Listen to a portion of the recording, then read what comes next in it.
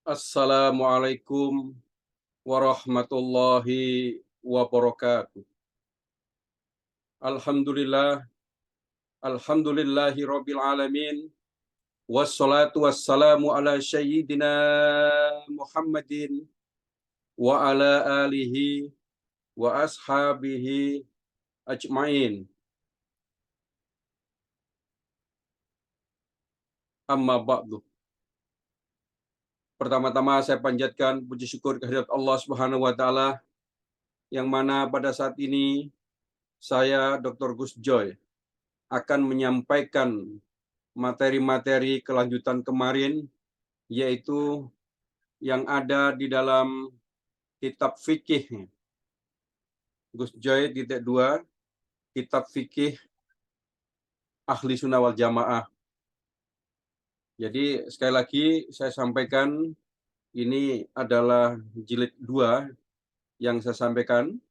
Terus ini adalah jilid 3, ini jilid 1. Untuk jilid 2 belum selesai, jadi belum kita lanjutkan untuk yang ke jilid 3 atau jilid 1 kembali lagi. Semoga materi yang saya sampaikan nanti bisa bermanfaat dan dengan izin Allah Subhanahu wa taala. Kedua kalinya, marilah kita senantiasa membaca sholawat serta salam kepada junjungan kita Nabi besar Muhammad Shallallahu Alaihi Wasallam. Karena dengan lantaran beliaunya lah kita bisa mengerti yang hak dan yang batil. Hadirin sekalian yang berbahagia, wabil khusus para mahasiswa-mahasiswa saya dimanapun kalian berada, tolong simak dan perhatikan materi yang saya sampaikan dengan seksama, dengan khusyuk. Semoga materi yang saya sampaikan menjadikan ilmu yang bisa masuk ke dalam sanubari kalian dan menjadi ilmu yang bermanfaat untuk agama, bangsa, dan negara. Di dalam kitab ini, selanjutnya saya akan menyampaikan dengan tema hal-hal yang dianjurkan ketika berpuasa. Ini adalah terusan materi-materi sebelumnya. Dan saya juga berharap semoga seluruh umat manusia saat ini bisa menyimak dengan baik. Untuk saudara-saudara muslim, semoga materi yang saya sampaikan bermanfaat untuk dirinya dan keluarganya dan menjadi jalan menuju kebenaran karena Allah. Dan untuk yang non-muslim, semoga mendapatkan taufik serta hidayah. Hadirin sekalian yang berbahagia, hal-hal yang dianjurkan ketika berpuasa. Ada beberapa hal yang dianjurkan pada seseorang yang melaksanakan ibadah puasa. Ya, antaranya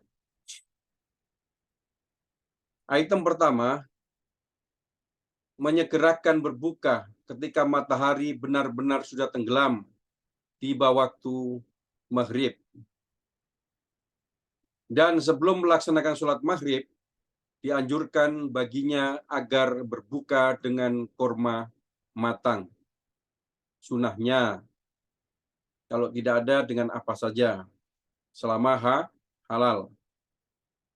Atau jika tidak ada, ya, maka kurma kering. Atau jika tidak ada, maka makanan yang manis. Atau jika tidak ada, maka air saja juga cukup. Dianjurkan pula agar mengganjilkan makanan yang disantap ketika berbuka.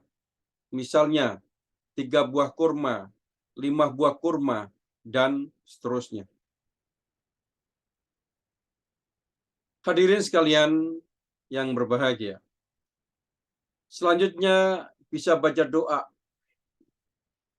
setelah berbuka puasa dengan doa yang diajarkan oleh Nabi Muhammad Shallallahu Alaihi Wasallam.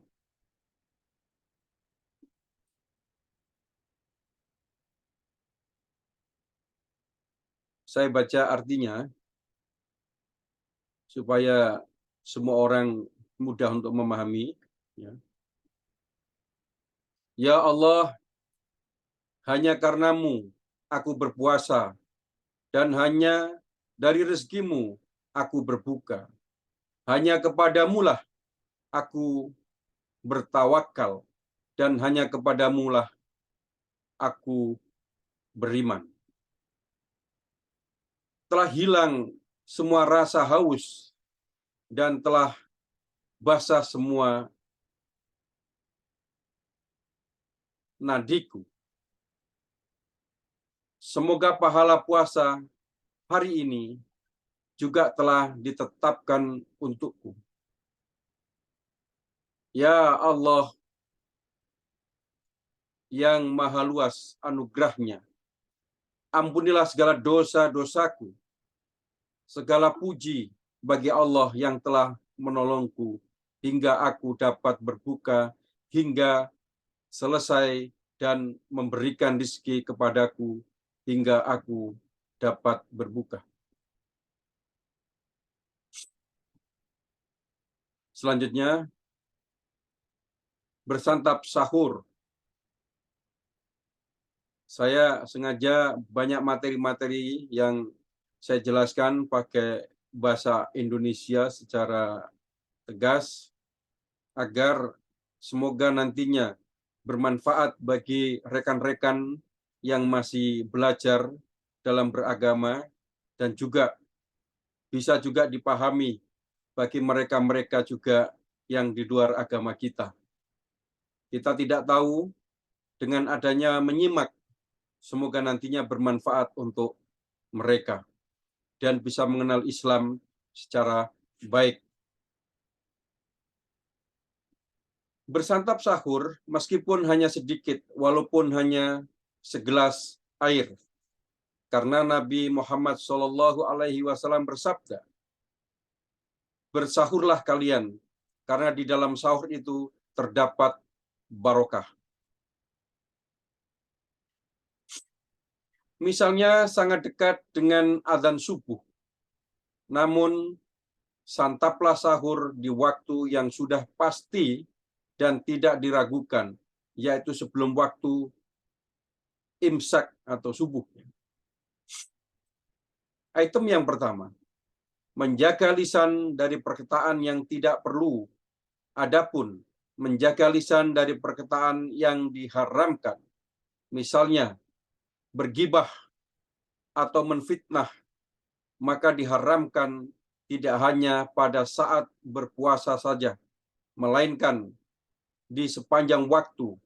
Namun pengharamannya lebih ditekankan lagi pada bulan Ramadan. Item selanjutnya, memperbanyak sodakoh dan berbuat kebajikan pada kerabat orang-orang fakir dan miskin. Item selanjutnya, menyibukkan diri dengan belajar ilmu agama, membaca Al-Quran, berzikir, dan bersolawat setiap kali ada waktu yang kosong, baik di siang hari ataupun di malam hari. Selanjutnya, beriktikaf di masjid. Demikian hadirin sekalian, dan selanjutnya saya akan jelaskan tentang qodok puasa Ramadan. Cara mengqodok puasa Ramadan. Semoga bagi yang puasanya pecah, tolong disimak agar nanti paham cara mengqodok puasa Ramadan. Apabila seorang muslim terbatalkan puasa Ramadannya, entah itu secara sengaja ataukah karena suatu sebab yang telah dirincikan sebelumnya, maka dia harus mengganti puasa-puasa yang terbatalkan tersebut sesuai dengan jumlah harinya di waktu-waktu yang diperbolehkan untuk melakukan puasa qodok. Tidak boleh di waktu terlarang untuk puasa sunnah, misalnya di hari raya Id, dan tidak boleh pula di waktu yang diwajibkan untuk berpuasa misalnya di bulan Ramadan selanjutnya, atau di hari yang ditentukan untuk melaksanakan puasa nazar. Misalnya dia bernazar untuk berpuasa di tanggal 10 bulan Dzulqa'dah, maka dia tidak boleh melakukan puasa qadha'nya di hari tersebut karena sudah ditentukan harinya untuk dilaksanakan puasa nazar. Namun madhab Hambali dan Hanafi tidak sependapat dengan keterangan yang disepakati oleh madhab Maliki dan Syafi'i. Lihatlah pendapat yang berbeda dari madhab tersebut yang selanjutnya saya jelaskan menurut madhab Hanafi. Apabila dia mengqadha puasa Ramadan, ya, di hari yang telah ditentukan untuk berpuasa nazar, maka puasa Ramadannya tetap sah. Sedangkan untuk puasa nazarnya tidak harus mengqadha puasa tersebut di hari yang lain.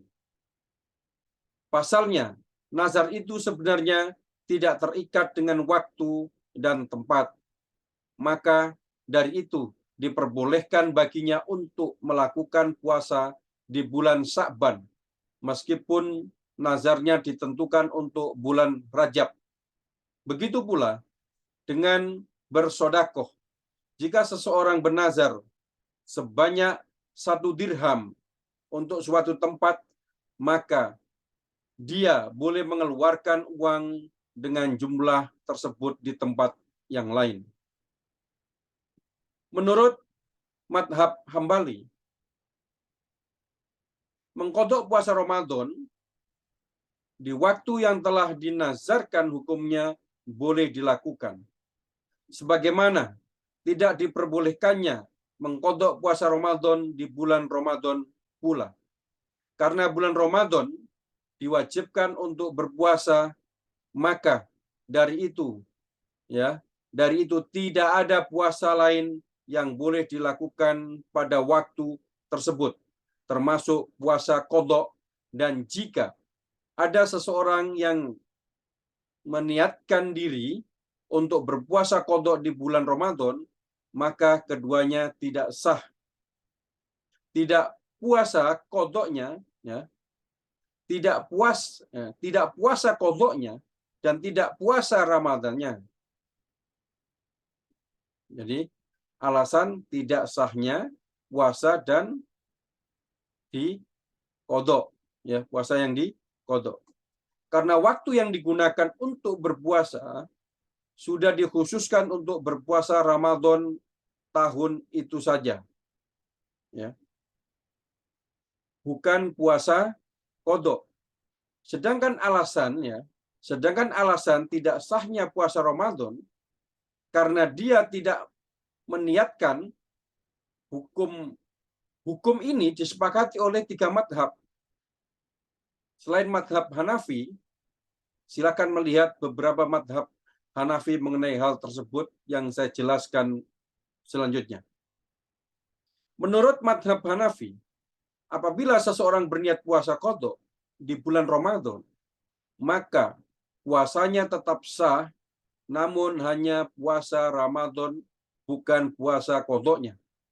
Karena waktu tersebut hanya dikhususkan untuk puasa Ramadan tahun itu saja, bukan untuk puasa yang lain, sebagaimana dijelaskan pada pembahasan mengenai syarat puasa, bahwa menentukan niat puasa tidak menjadi keharusan dalam madhab Hanafi, ya, kecuali jika itu adalah hari yang diragukan, karena pada hari itu puasa sunnah, ya, pada hari itu puasa sunnah pun diperbolehkan. Qadha puasa Ramadan dilakukan sesuai dengan jumlah hari yang sebenarnya, bukan tergantung dengan halal di bulan pelaksanaannya. Misalnya ada seseorang yang tidak puasa 1 bulan penuh dan jumlah hari pada bulan Ramadan kala itu adalah 30 hari. Apabila dia mengqadha puasanya di bulan Muharram dan bulan tersebut berjumlah 29 hari, maka dia diwajibkan untuk berpuasa 1 hari lagi setelah bulan Muharram agar puasa yang diqadhanya sempurna 30 hari sesuai dengan jumlah puasa yang ditinggalkannya. Hadirin sekalian yang berbahagia, dianjurkan bagi orang yang memiliki hutang puasa untuk segera membayar hutangnya, ya, itu agar dia segera pula terlepas dari kewajibannya. Dia juga dianjurkan untuk melakukannya dengan berturut-turut jika puasa yang harus diqadha lebih dari itu. Meskipun dia mengodok puasanya tidak dengan segera atau tidak secara berturut-turut, maka puasanya tetap sah walaupun hal itu berlawanan dengan anjuran, kecuali jika bulan Ramadan yang selanjutnya akan segera tiba sebelum membayar hutang puasanya. Maka ketika itu hukum menyegerakan menjadi wajib. Namun menurut madhab Syafi'i dan Hanafi tidak sependapat dengan hal itu. Lihatlah bagaimana pendapat kedua madhab tersebut pada penjelasan yang saya sampaikan. Menurut madhab Syafi'i, membayar hutang puasa juga wajib dilakukan dengan segera jika batalnya puasa tersebut dilakukan dengan sengaja tanpa alasan yang memperkenankannya. Menurut madhab Hanafi, membayar hutang puasa Ramadan itu hukumnya wajib, namun waktunya sangat luas dan tidak terikat, ya, tidak terikat. Oleh karenanya, jika seseorang belum membayar ketika akan masuk bulan Ramadan, ya, selanjutnya maka dia tidak dianggap telah melakukan perbuatan dosa selama kewajiban itu dilaksanakannya. Apabila seseorang belum membayar hutang puasanya hingga bulan Ramadan selanjutnya tiba, maka dia diwajibkan untuk membayar fidyah sebagaimana tambahan dari kewajiban puasa qadha'nya, yaitu memberi makan 1 orang miskin untuk setiap puasa yang tidak dilaksanakannya. Hal ini disepakati oleh 3 madhab selain madhab Hanafi. Sedangkan madhab Hanafi berpendapat bahwa orang yang belum melaksanakan puasa qadha'nya hingga tiba Ramadan selanjutnya, dia tidak diharuskan untuk membayar fidyah, baik itu karena ada alasan tertentu ataupun tidak ada alasan sama sekali. Kewajiban membayar fidyah, ya, ini dikenakan kepada orang, ya, yang berkesempatan untuk melaksanakan puasa qadha'nya sebelum tiba Ramadan selanjutnya. Sedangkan bagi orang yang tidak berkesempatan atau memungkinkan dirinya untuk melakukan puasa qadha'nya, maka dia tidak diharuskan untuk membayar fidyah. Sedangkan menurut para ulama selain madhab Syafi'i, kewajiban, ya, fidyah harus untuk berkewajiban untuk membayar fidyah. Sedangkan menurut para ulama selain madhab Syafi'i, mewajibkan fidyah hanya dikenakan 1 kali, tidak gandakan setiap kali berganti tahun. Sedangkan menurut mazhab Syafi'i, selama orang yang memiliki hutang puasa belum melaksanakan kodok puasanya, maka fidyahnya pun terus digandakan pada setiap kali datang bulan Ramadan. Hadirin sekalian yang berbahagia. Selanjutnya saya akan menyampaikan materi judul tentang hukum kafarah. Kafarah puasa. Ya, kafarah puasa. Telah dijelaskan sebelumnya bahwa puasa terbagi menjadi beberapa bagian. Di antaranya puasa wajib dan puasa yang tidak diwajibkan. Puasa wajib juga terbagi menjadi 3, yaitu puasa Ramadan, puasa kafarat, dan puasa nazar. Khusus untuk puasa kafarat, puasa ini terbagi menjadi beberapa macam. Di antaranya kafarat sumpah, kafarat zihar, dan kafarah pembunuhan. Namun, ya, ketiga jenis kafarat ini akan saya tempatkan pada pembahasan masing-masing bagian fikih muamalat. Salah satu jenis kafarat lainnya adalah kafarat puasa. Adapun definisi dari kafarat puasa ini adalah kafarah yang diwajibkan pada orang yang tidak melaksanakan puasa pada bulan Ramadan, dengan perincian yang berbeda-beda dari tiap madhab sebagaimana telah dijelaskan sebelumnya. Hukum kafarat ini memiliki beberapa tingkatan yang disesuaikan dengan kemampuan orang yang berhukum. Tingkatan yang pertama adalah memerdekakan satu orang hamba sahaya yang terbebas dari kekurangan seperti tunanetra, tunarungu, ataupun tidak waras, dan juga beriman. Namun syarat keimanan pada hamba sahaya ini hanya disepakati oleh 3 madhab saja, tidak oleh madhab Hanafi. Karena mereka berpendapat bahwa dalam hukuman kafarat puasa tidak disyaratkan pada hamba sahaya yang dibebaskan harus seorang yang beriman.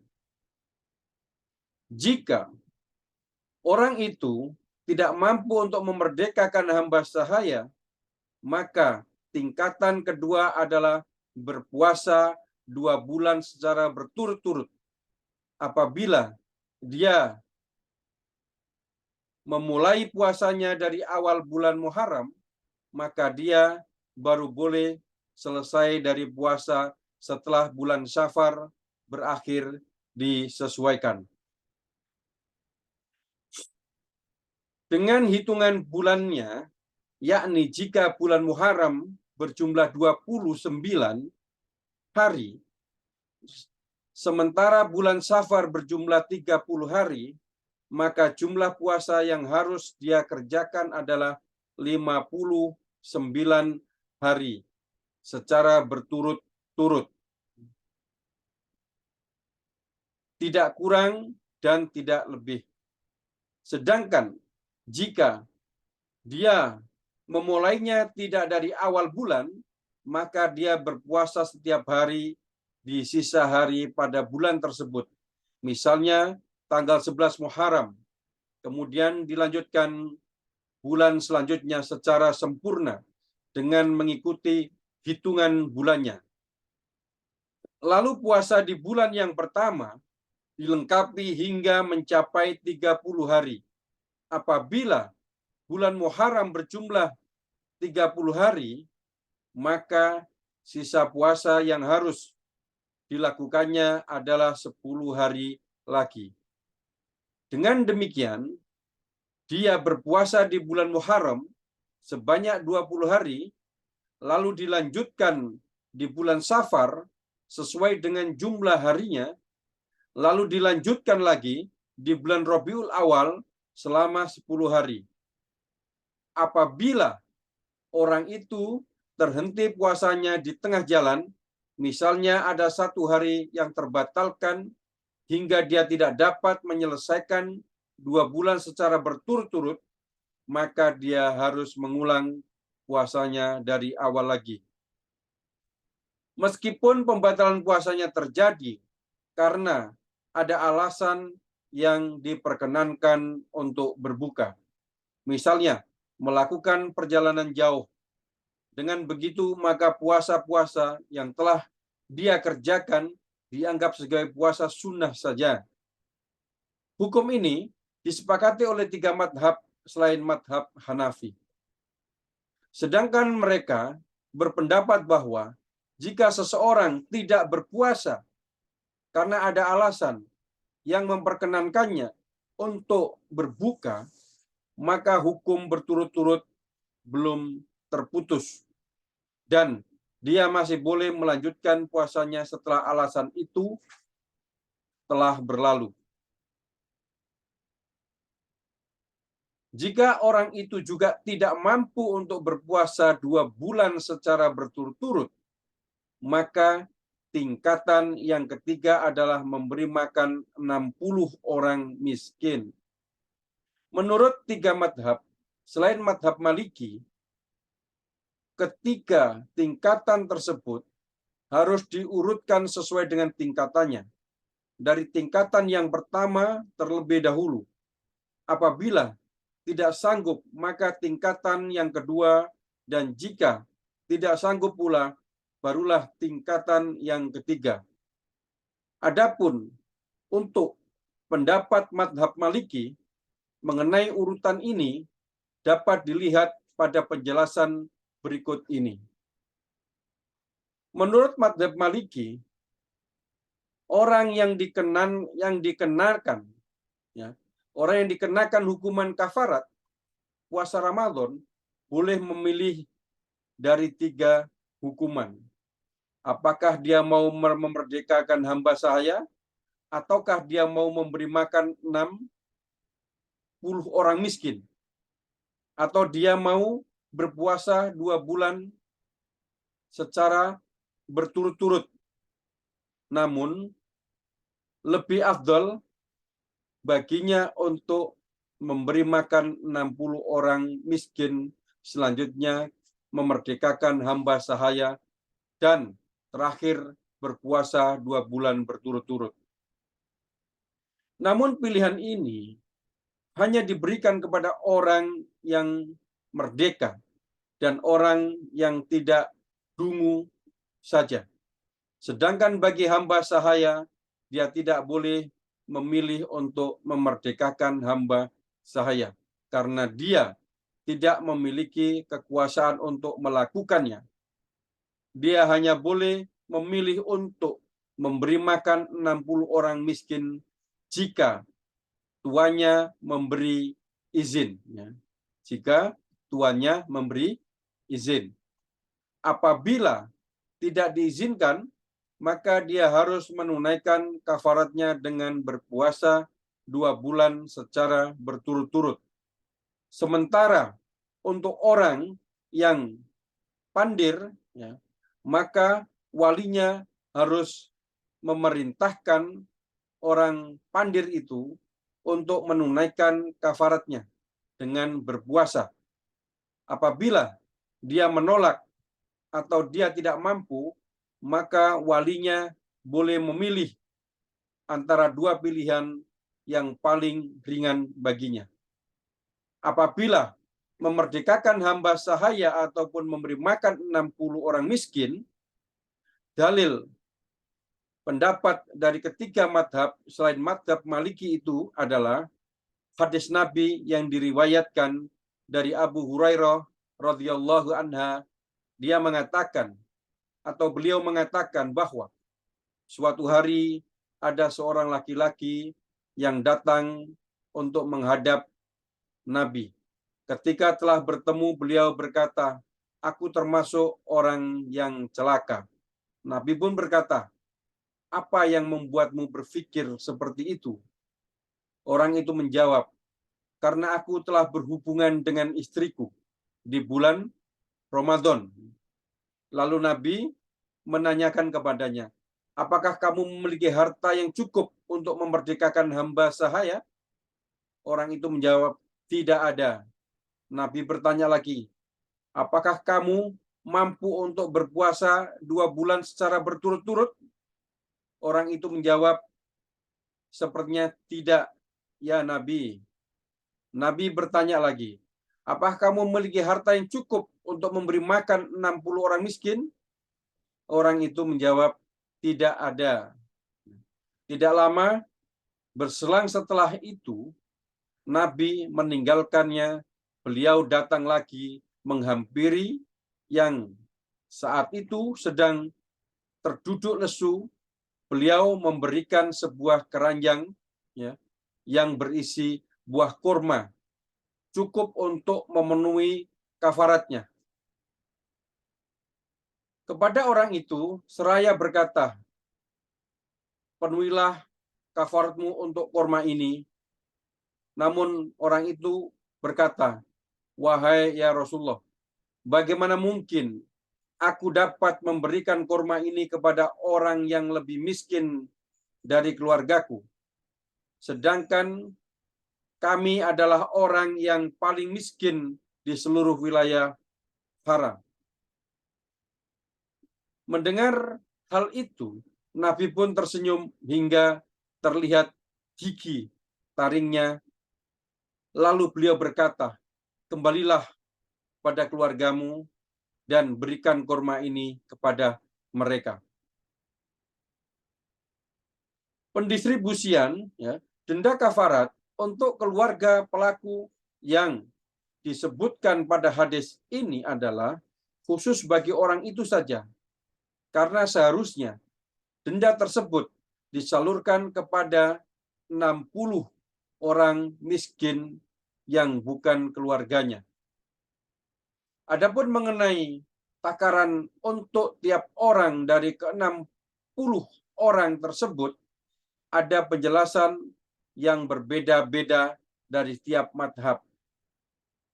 Nah, lihat keterangan selanjutnya yang saya sampaikan. Menurut madhab Maliki, setiap orang dari ke-60 orang miskin itu harus memberikan 1 mud. Makanya seperti mud yang menjadi takaran Nabi, yaitu takaran 2 tangan orang dewasa yang tidak tertutup dan tidak juga terlalu terbentang. Ya. Seperti menyatukan kedua tangan saat berdoa. Jadi itu adalah satu mud. Begitu pula makanan yang ditakar itu adalah makanan yang menjadi makanan pokok masyarakat setempat. Misalnya beras untuk masyarakat Indonesia, atau bisa juga gandum untuk atau jagung. Sedangkan untuk orang-orang yang diberikan makanan itu adalah orang fakir dan orang miskin yang bukan keluarga terdekat dari orang yang terhukum. Maka dari itu tidak diboleh baginya memberikan makanan itu kepada orang yang harus dinafkahi olehnya. Misalnya ayahnya, ibunya, istrinya, dan anak-anaknya. Adapun kerabat yang tidak diharuskan baginya untuk memberi nafkah kepada mereka, misalnya saudara kandung, kakek, nenek, paman, dan lain sebagainya, maka tidak ada larangan baginya untuk memberikan makanan itu kepada mereka. Menurut madhab Hanafi, memberi makan 60 orang miskin cukup dengan cara memberikan makan siang atau makan malam bagi mereka sampai kenyang. Atau boleh juga dengan memberikan makan kepada mereka saat berbuka atau saat sahur, atau boleh juga dengan memberikan setiap orang sahur satu saja, satu sah. Ya. Saya ulangi, setiap orangnya satu sah.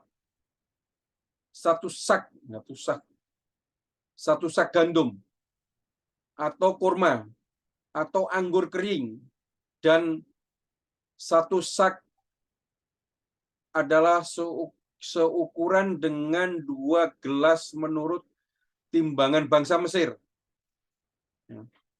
Adapun orang miskin yang diberikan makanan tersebut bukanlah keluarga yang harus dinafkahinya.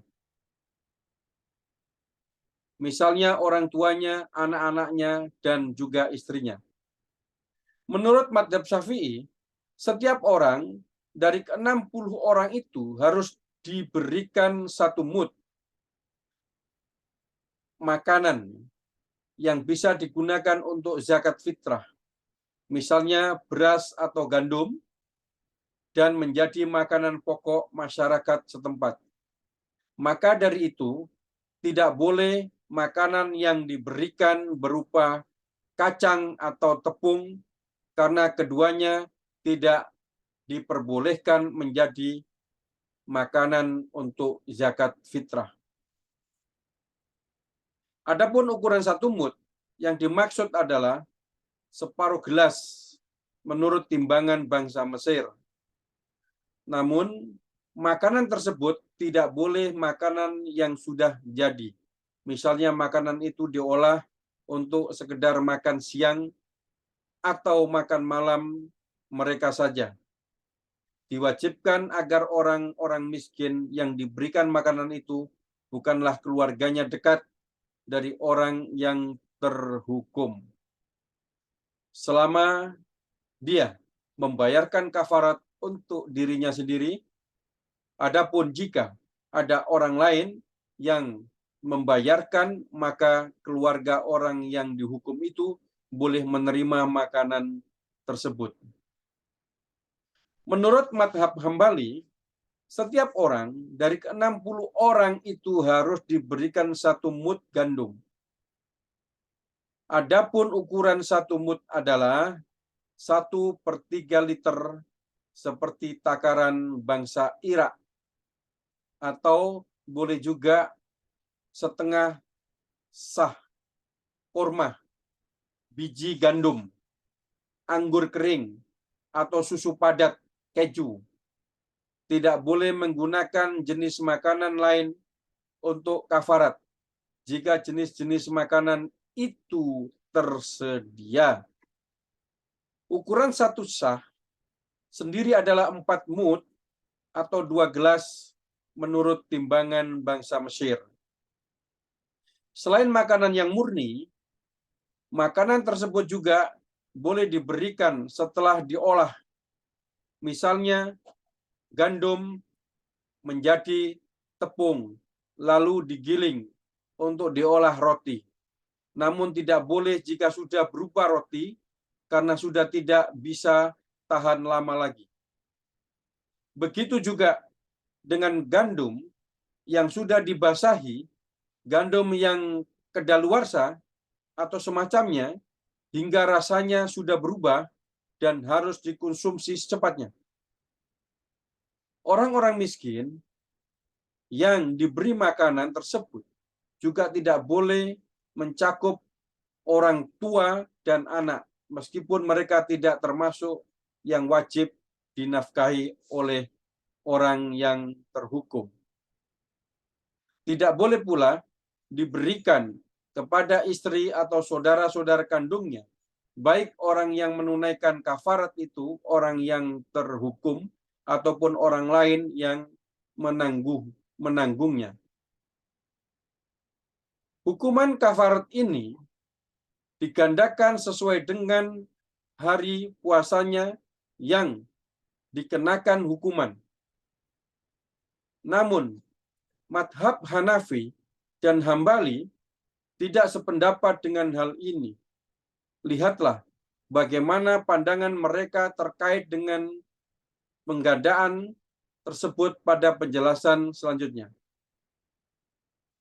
Menurut madhab Hanafi, hukuman kafarat tidak digandakan sama sekali, meskipun jumlah puasa yang dilanggar lebih dari 1 hari. Bahkan, jika pelanggaran dilakukan pada puasa yang berbeda tahunnya, maka hukuman kafaratnya tetap satu, kecuali jika hukuman itu telah ditunaikan lalu terjadi pelanggaran lainnya. Maka hukuman kafaratnya dikenakan lagi padanya. Namun sebenarnya riwayat-riwayat pendapat dari mazhab ini berbeda-beda, tidak hanya satu saja, tetapi dari kesemua pendapat itu dapat disimpulkan bahwa jika hukuman kafarat itu dikenakan pada seseorang akibat melakukan hubungan intim saja, ya, saat berpuasa, maka kafaratnya dapat tergandakan. Namun jika penyebabnya selain hubungan intim, maka tidak digandakan. Menurut madhab Hambali, apabila orang yang terhukum telah menunaikan kafaratnya untuk satu pelanggaran, lalu dia melakukan pelanggaran lain, maka dia dikenakan hukuman itu lagi. Namun jika dia sebelum menunaikan kafaratnya untuk pelanggaran yang pertama, lalu dia melakukan pelanggaran lainnya, maka dia cukup dikenakan satu kafarat saja. Adapun jika pelanggaran yang dilakukan oleh orang yang terhukum dilakukan berkali-kali pada masa suatu hari, maka hukuman kafaratnya tidak digandakan. Misalnya, dia melakukan hubungan intim beberapa kali dan suatu hari di bulan Ramadan, maka dia hanya dikenakan satu hukuman kafarat saja, meskipun dia tetap dianggap telah melakukan perbuatan dosa karena tidak menahan diri setelah melakukan pelanggaran yang pertama. Apabila seandainya orang yang terhukum tidak mampu untuk menunaikan kafaratnya dari semua jenis hukuman yang ada, maka hukuman itu tetap terbebani di pundaknya hingga dia mampu untuk menunaikannya. Namun madhab Hambali tidak sependapat dengan pendapat 3 madhab lainnya itu. Dan untuk mengetahui bagaimana pendapat madhab Hambali terkait dengan hal itu, lihat pada penjelasan berikut ini.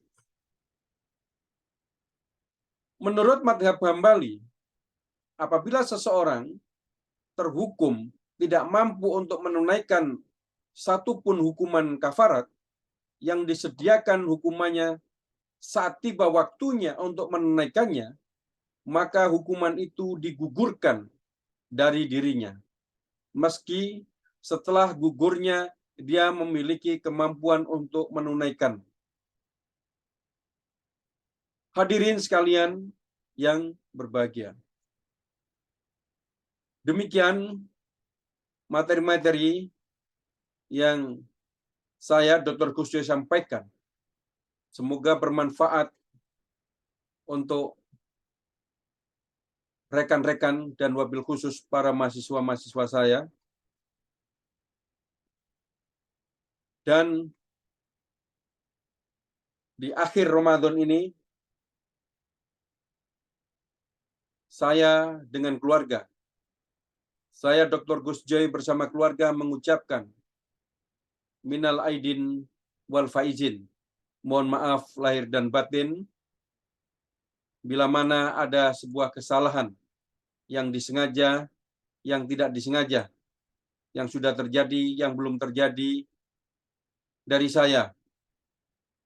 Saya mohon maaf sebesar-besarnya untuk saudara-saudara, untuk teman-teman, untuk guru-guru saya, untuk kiai-kiai saya, untuk ulama-ulama, untuk murid-murid saya, mahasiswa-mahasiswa saya, rekan-rekan saya dimanapun Anda yang mereka kenal saya, untuk om-om saya, paman-paman saya, tante-tante saya, ponaan-ponaan saya, adik-adik saya, dimanapun berada.